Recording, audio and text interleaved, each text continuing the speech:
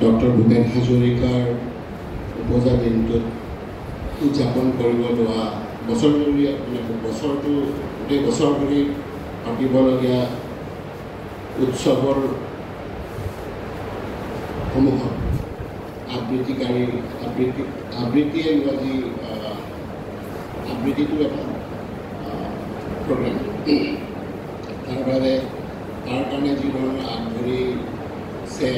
আমাৰ প্ৰণালীয়ে তাৰ কাৰণে লাভ লৈছোঁ আৰু উপস্থিত গোৱালপাৰাৰ কলেজৰ প্ৰিন্সিপাল মহোদয় বন্ধুবৰ বৰ্মন ডাঙৰীয়া লগতে মঞ্চত উপস্থিত সকলো মহানুভ বিশিষ্ট ব্যক্তিসকল আৰু সুধীবৃন্দ মই ভূপেনদাৰ বিষয় লৈ যে আপোনালোকক কিবা এটা জ্ঞান দিব পাৰিম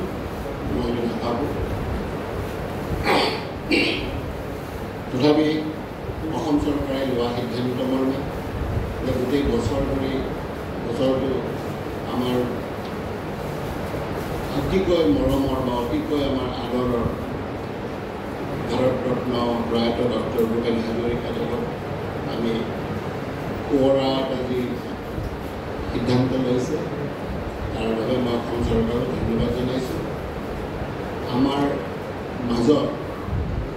আজি নাই কিন্তু তেখেতক সদায় আমি চিৰযুগমীয়া বা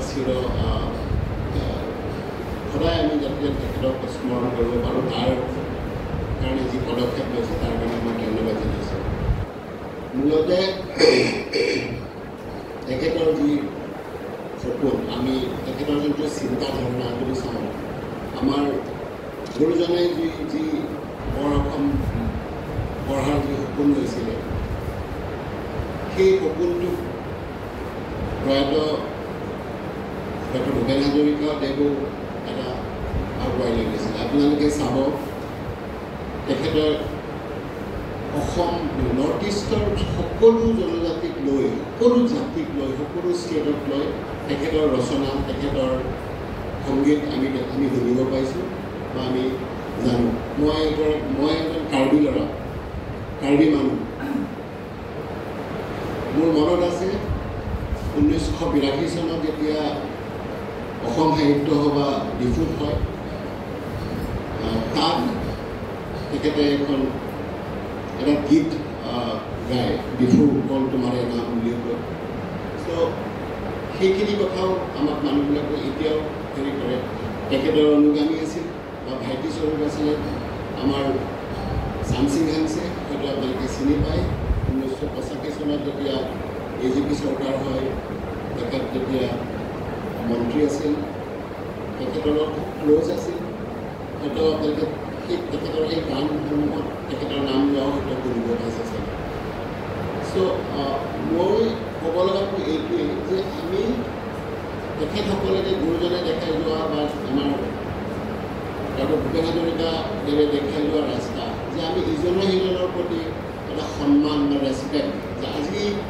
বৰ অসমটো কেতিয়া হ'ব যেতিয়া আমি সকলোক ৰেচপেক্ট কৰিম আজি এনেকুৱা এটা ষ্টেজত আহি গৈছে য'ত মই অসমীয়া বুলি ক'বলৈ টান পাওঁ মই কাৰ্বি মই বড়ো মই কছাৰী মই ডিমাচা বুলি আমি কিয় ক'ব লগা হয় এই কথাখিনি কিন্তু ভাবিব লগা কথা আজি আমি ইজনে সিজনক যদি ৰেচপেক্ট নকৰোঁ ইজনে সিজনক যদি আমি সন্মান দিব নাজানো বা নোৱাৰোঁ তেতিয়াহ'লে আমি কেতিয়াও অসমীয়া হৈ নাথাকিম চব মই বড়ো মই কছাৰী মই কোচ মই ৰাভা মই ৰাজবংশী মই আহোম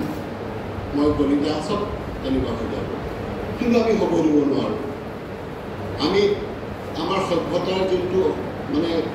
হিন্দু সভ্যতাৰ আমি যদি চাওঁ আমি সকলো একেলগে আছিলোঁ বা বিশেষকৈ আমাৰ নৰ্থ ইষ্টটো আমি খুব বেছি ক্ল'জ আছিলোঁ তথাপি আমি মিজোৰাম আঁতৰি গ'ল নাগালেণ্ড আঁতৰি গ'ল আপোনালোকে সাহিত্য সভাৰ নিচিনা মানে ডাঙৰ অনুষ্ঠানৰ মিটিং কহিমাত হৈছিল আপোনালোকে ভাবক মিজোৰামত হৈছিল অৰুণাচলতো আপোনালোকে অসমীয়াৰ ইমান প্ৰচলন আছিলে কিন্তু আজি চাব তাত অসমীয়াৰ প্ৰচলন নাই তেওঁলোকে হিন্দীটো বেছি আঁকোৱালি লৈছে সেই গোটেই কথাখিনি যদি বিশ্লেষণ কৰিব লগা কথা আৰু আমি চিন্তা কৰিব লগা কথা অকল চিন্তা কৰিলেও নহ'ব ইয়াত আমি কৰিব লাগিব কিয় আমি কৰিব লাগিব, কিয় আমি সেইখিনি মৰম চেনেহ আমাৰ মাজত আমি একে, এই কথাখিনি আমি কিন্তু বহুত ভাবিব লগা হয়। মই এই গোটেই চিন্তাধাৰণাটো আপোনালোকৰ ওপৰত এৰি মই আপোনালোকে যি প্ৰচেষ্টা হাতত লৈছে আবৃত্তি কৰাৰ কাৰণে, তাৰ কাৰণে মই শুভেচ্ছা জনাইছোঁ, মোৰ আন্তৰিক শুভেচ্ছা জনাইছোঁ। আৰু মই শৰ্মাদেৱক মই বিশেষকৈ ধন্যবাদ জনাইছোঁ। তেখেতৰ প্ৰচেষ্টাত ইমানগৰাকী আবৃত্তিকাৰ ওলাই আহিছে, আপোনালোকক আবৃত্তিকাৰী বুলি নহয়, আপোনালোকক মানে কি প্ৰশিক্ষক হিচাপে আপোনালোকে আগবাঢ়ি আহিছে বা আমি সক্ষম হৈছোঁ আপোনালোকক প্ৰশিক্ষক হিচাপে আগবঢ়াই লৈ আহিবলৈ। তাৰ বাবে মই তেখেতক ধন্যবাদ জনাইছোঁ। আৰু মোক মাতাৰ কাৰণে ইয়াত আজি আপোনালোকৰ মাজত উপস্থিত হোৱাৰ কাৰণে সুবিধা দিয়াৰ কাৰণে মই ধন্যবাদ জনাইছোঁ। ধন্যবাদ।